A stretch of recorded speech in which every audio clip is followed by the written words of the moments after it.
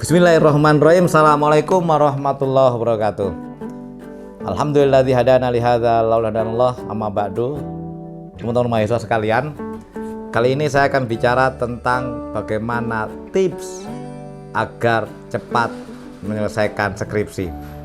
Kita tahu skripsi itu adalah tugas akhir bagi mahasiswa yang ingin lulus. Begitu ada tugas akhir yang harus diselesaikan, yaitu skripsi. Menulis karya tulis, karya ilmiah begitu, dengan ketebalan ya minimal 120 halaman lah begitu ya, bahkan lebih begitu. Kemudian itu menjadi syarat untuk sahnya Anda begitu ya, menjadi seorang sarjana begitu. Nah, menyusun skripsi ini adalah menjadi problem yang cukup serius ternyata bagi mahasiswa. Jadi kalau saya sering mengamati itu ya, apa problem utama mahasiswa terganjal atau terlambat untuk selesai atau bahkan DO? Apakah karena mata kuliahnya berat? Menurut saya tidak. Mereka kalau rajin belajar, rajin kuliah itu mengerjakan tugas, insya Allah lulus lah, walaupun mungkin tidak harus nilai A gitu ya, pasti lulus lah. Dana bisa dicari.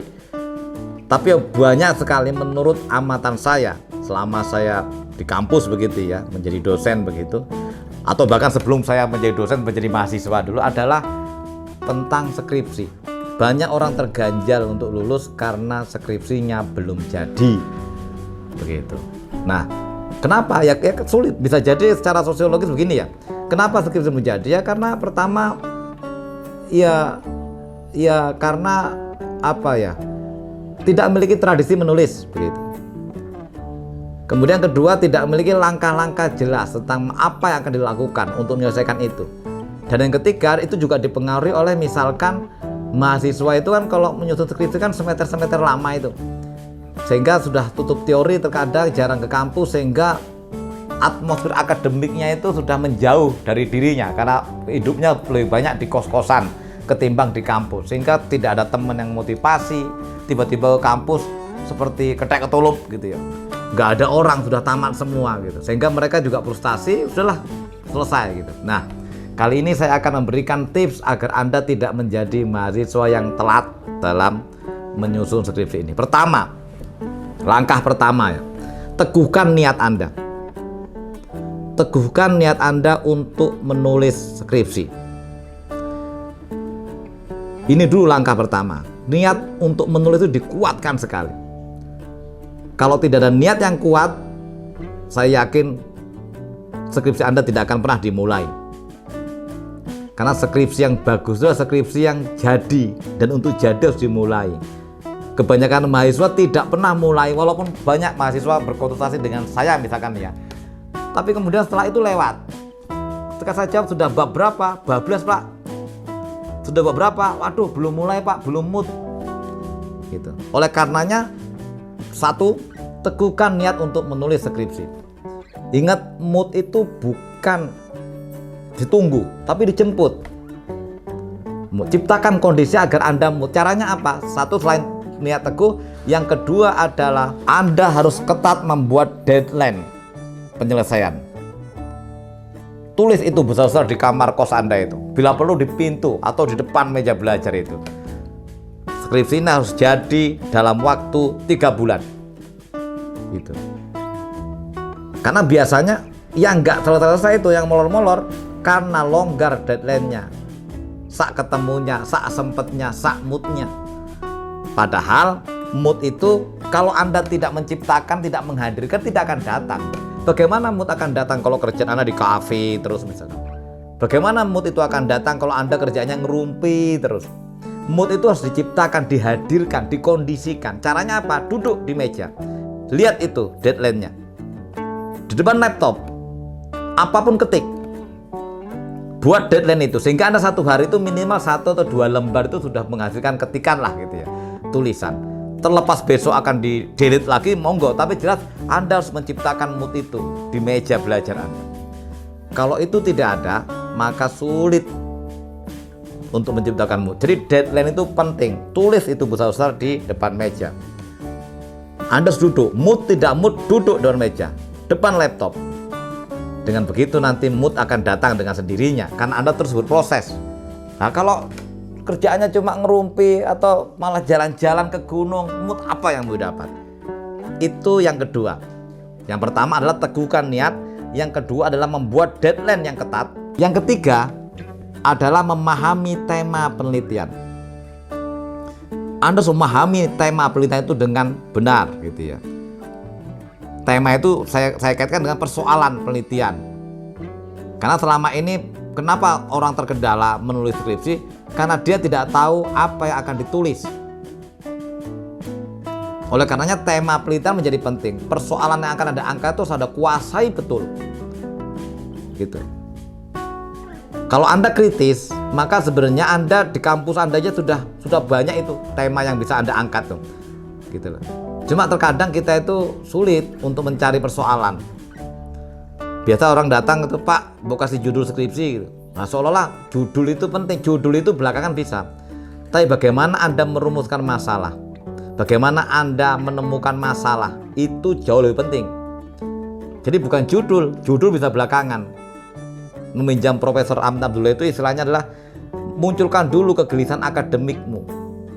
Nah, kelemahan kita adalah karena kita nggak tahu persoalan. Mau neliti dikejar deadline, tapi apa yang mau ditulis kita tidak paham. Maka kuasai dulu tema atau persoalan penelitian Anda. Dan ini biasanya terkait dengan proses interaksi Anda di kampus. Karena itu membutuhkan daya kritis.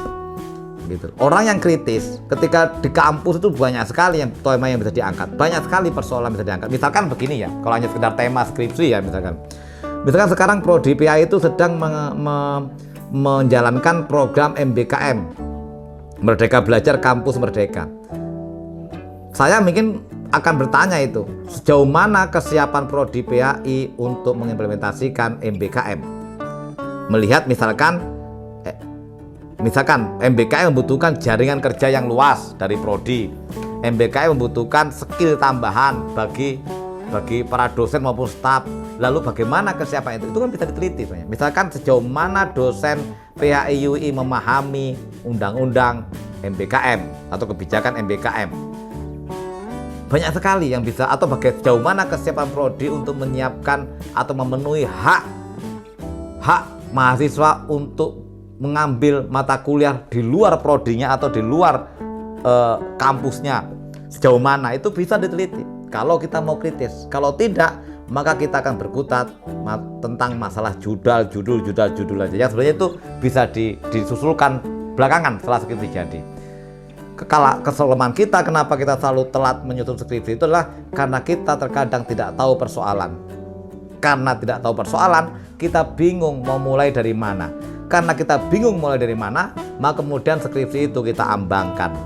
Artinya kita tidak mengerjakan sama sekali. Tiba-tiba langsung deadline untuk DO. Begitu. Yang ketiga adalah memahami metode penelitian.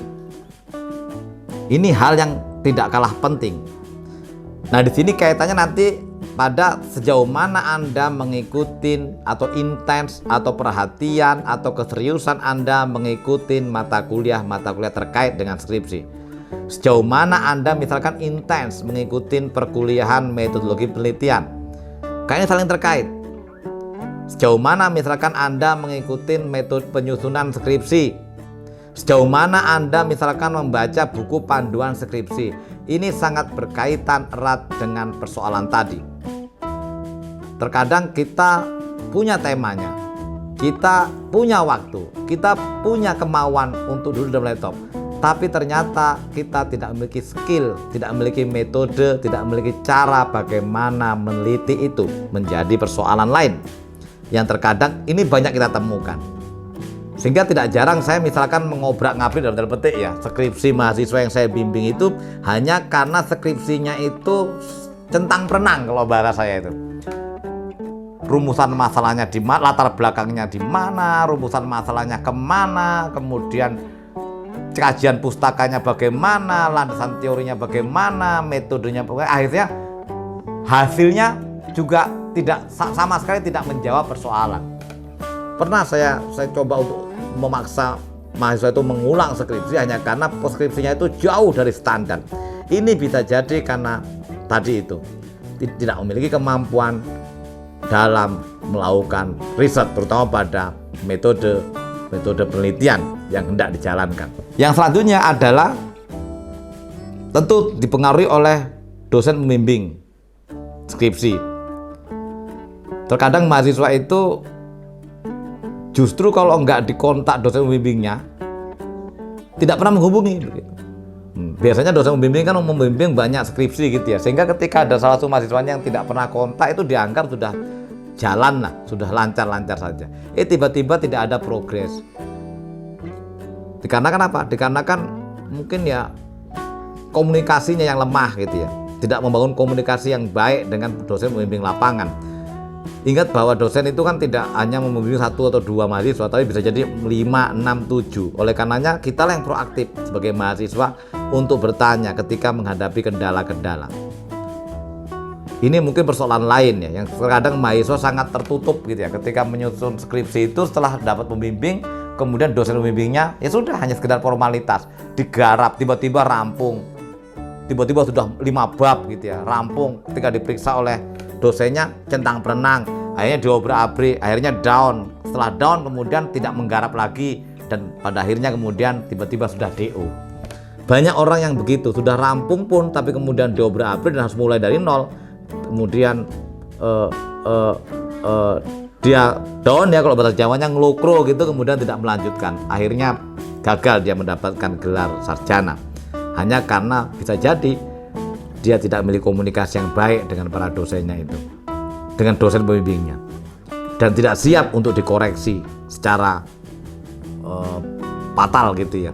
Dan yang terakhir adalah kuasailah pedoman penulisan skripsi. Ini penting. Jadi menguasai pedoman yang sudah dibuat oleh fakultas ya, oleh prodi kita, oleh fakultas kita. Ini penting sehingga kita punya panduan, punya guidance untuk menulis skripsi, tidak asal nulis, karena biasanya masing-masing kampus kan memiliki kebijakan berbeda-beda, dan Anda harus kuasai itu. Anda kuasai itu. Kalau Anda sudah menguasai itu, sehingga nanti untuk hal-hal teknis, cara pengutipan, kemudian cara penulisan, itu akan, atau bagaimana margin kanan kirinya, atas bawah, itu mudah dan dapat kita lalui gitu. Kita tidak lagi disibukkan oleh persoalan-persoalan teknis atau kesalahan-kesalahan teknis yang ini juga akan menghambat kerja-kerja kita. Itu. Dan yang paling akhir adalah harus Anda ingat bahwa skripsi yang bagus adalah skripsi yang jadi. Maka menulislah. Bukan hanya dengan akan saya akan nulis, tidak, menulislah. Lupakan tentang mood. Mood itu akan hadir ketika Anda di meja belajar. Mood itu akan hadir ketika Anda di depan laptop. Mood itu akan hadir ketika jemari Anda mengetik di laptop itu. Dari situ kemudian mood datang. Tapi kalau Anda menunggu mood sampai kapanpun mood tidak akan pernah datang. Karena menulis adalah persoalan kehendak. Menulis itu terkadang persoalan kemauan. Sejauh mana kemauan Anda, disitulah kemudian mood Anda akan temukan. Tapi kalau Anda hanya menunggu mood, sementara Anda tidak mampu menciptakan kondisi atau mengkondisikan situasi itu untuk mood, maka tiba-tiba Anda akan terlena. Besok, pada akhirnya kemudian surat teguran dari prodi datang bahwa Anda sudah mencapai batas DO. Itu karena Anda mengagukan mood. Sekali lagi, mood akan dapat hadir tergantung bagaimana kemampuan Anda mengkondisikan diri Anda. Menurut saya, mengkondisikan diri Anda untuk agar selalu terus menulis adalah dengan Anda memperbanyak duduk di depan laptop. Itu saja. Semoga ini ada manfaatnya untuk Anda semua, terutama pada mereka yang akan menggarap skripsi. Wallahu muwaffiq ila aqwamit thoriq. Assalamualaikum warahmatullahi wabarakatuh.